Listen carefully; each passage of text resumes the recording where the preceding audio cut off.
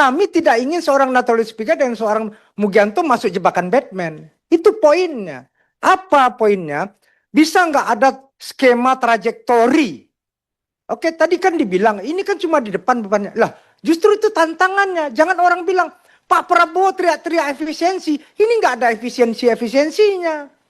Jangan dong. Kita nih yang sama-sama jaga, toh. Nah, kalau ini dibangun trajektorinya, di beban pertama berapa porsi? Tapi tetap programnya yang paling besar. Nggak apa-apa, kami terima trajektorinya, bikin skemanya. Ini kan nggak ada skemanya. Kapan nih selesai? Yang kedua, gini Bapak, kakak-kakak semua. Nggak usah bangun kantor. Nggak usah.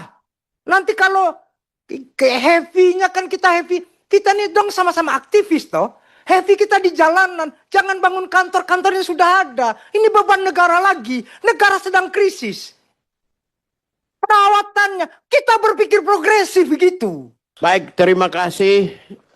Ya, saya sendiri semua masukan itu sangat berkualitas, objektif, imparsial, Pak. Jadi tadi saya sudah mendengarkan sampai pada ini hampir 1,5 tahun ya. 1 tahun 7 bulan. Kami menjadi bentuk kementerian baru ini. Kami sampai sekarang perlu kami merasa belum memberikan pelayanan yang maksimal. Ya. Tapi Kementerian HAM adalah satu-satunya kementerian yang setiap hari ada di berita nasional. Satu, ini juga harus akui juga. Karena saya tidak pernah datang ke podcast, saya tidak pernah datang wawancara. Tapi semua itu adalah hasil real di lapangan. Wartawan-wartawan profesional itu tidak mungkin asal muat. Kompas, Tempo, bahkan sampai Bocor Halus sendiri dia bicara sendiri kok. Salah satu kementerian yang setiap hari ada di berita nasional. Jadi ada fakta, selalu ada berita nasional. Tapi juga kami merasa belum memberikan pelayanan maksimal. Itu juga dua-dua sama. Ada plus, ada minus. Yang kedua, saya ingin sampaikan di hadapan parlemen ini kepada bapak-bapak pimpinan.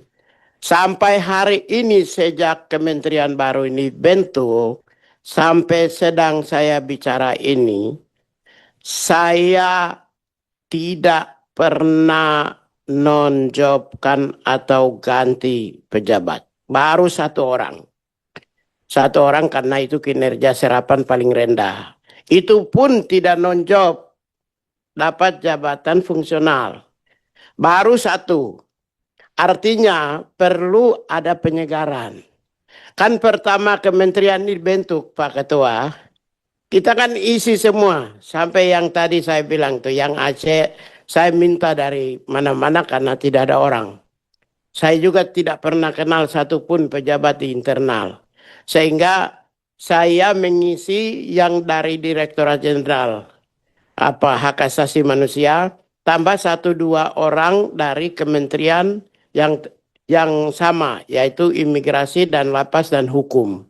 Jadi mohon karena pengisian jabatan di kementerian ini di awal adalah kita mengisi untuk memenuhi kebutuhan organisasi, maka sekarang 1 tahun 7 bulan jadi kementerian ini terbentuk, kemungkinan ke depan kita akan lakukan penyegaran karena saya melihat kalau Menteri HAM sih bolehlah kita bertarung. Setiap kali saya ngomong menghiasi kok Republik ini. Tapi kan saya juga butuh pasukan saya yang lebih berkualitas. Kapolri yang hebat. Tapi belum tentu kalau kabar reskrimnya tidak hebat ya tetap aja kepolisian juga tidak mampu. Ya. Baik kakak. Jadi maksudnya begini ya. Untuk itu yang pertama ya. Yang kedua saya janji pertama saya sendiri pun agak sedikit kaget ketika ekspektasi kita substansinya harus banyak. Saya setuju 100% bahkan 1000% refocusing, tapi perhitungan persentasinya harus jelas. Minimal mendekati antara manajemen dan tusi. Kita janji Pak, kalau itu kita janji. Ya mungkin saya dengan wakil dan semua manajemen kita akan hitung secara baik sebagaimana yang disampaikan ya. Lalu yang ketiga, kalau soal sosialisasi hak asasi manusia, saya dalam 2 hari ini di Bali 1,5 1.500, di NTT secara keseluruhan 7.000 10.000 Pak. Itu tanpa anggaran Kementerian Pak. 10.000 orang mengerti tentang hak asasi manusia dalam 1 hari. 10.000 orang ini real Pak. Pak Umbu Kabunan ini karena NTT dia udah tahu sendiri, dia sudah lihat di semua berita-berita. Ini tanpa uang dari Kementerian HAM. Tapi maksudnya keinginan tuh bekerja itu kita semua sama. Bapak-bapak maupun saya itu sama. Tapi bahwa tata kelola manajemen, penataan administrasi, refokusin anggaran merupakan keinginan kita bersama. Untuk termasuk juga kegiatan-kegiatan dan target-target yang konkret. Saya setuju dengan Pak Ketua yang menyampaikan bahwa target harus konkret. Meskipun HAM itu intangible, target harus tangible. Saya setuju sekali. Dan kita akan lakukan sesuai dengan permintaan dan saya terima kasih karena kita akan bahas berikutnya yang lebih realistis.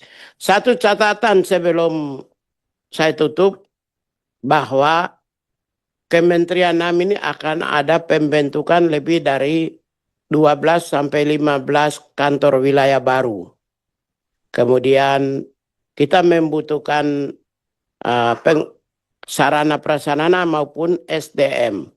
Kalau misalnya agak sedikit dukungan manajemen 60, tusi 50, itu tolong dimaklumi karena ini penambahan baru dan kemudian yang eselon 2B seperti Aceh dan lain-lain itu akan naik eselon 2A.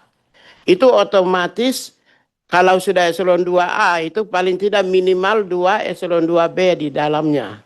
Sehingga tolong dimaklumi kalau ada tusinya itu 50%, 45%, dukungan manajemen 55%. Karena ini faktor karena pelebaran organisasi, peningkatan dan semata-mata karena organisasinya baru. Tapi kita akan janji lebih tinggi dari pertemuan hari ini, khususnya yang tusi. Demikian, Ya. terima kasih. Wabillahi taufiq wal hidayah. Wassalamualaikum warahmatullahi wabarakatuh. Pak Baik. Wamen ada? Ya, saya Silakan. pikir cukup. Ya, silakan. Baik, terima kasih Pak Ketua Komisi 13, Pak Menteri yang saya hormati, Bapak Ibu anggota komisi. Saya minta izin Pak Ketua, Pak Pimpinan Sidang, singkat saja sebelum kita menutup pertemuan ini. Karena ini selalu menjadi poin yang disampaikan oleh Bapak-Bapak anggota Komisi 13, ya, yaitu tentang tusi Kementerian Hak Asasi Manusia. Sebetulnya tusi Kementerian Hak Asasi Manusia itu apa sih? Ya, sebetulnya alasan keberadaan dan pembentukan Kementerian Hak Asasi Manusia itu apa? Raison d'être-nya itu apa? Nah, saya pikir ada hal yang perlu didudukkan. Ya, karena kalau tidak, itu selalu muncul pandangan-pandangan yang menurut saya tidak tepat. Utamanya adalah ketika Kementerian Hak Asasi Manusia itu diharapkan hanya menangani persoalan-persoalan yang berada di hilir. Ya, pengaduan, pelayanan. Padahal itu hanya salah satunya. Ya, kalau di dalam Perpres itu kan clear. Kementerian Hak Asasi Manusia adalah kementerian yang bertanggung jawab menyelenggarakan urusan pemerintahan di bidang hak asasi manusia. Jadi kami adalah executive policy makers. Ya, kami membuat kebijakan, tidak hanya pelayanan di sana. Kalau kita hanya melayani di hilir, itu pelanggaran, aduan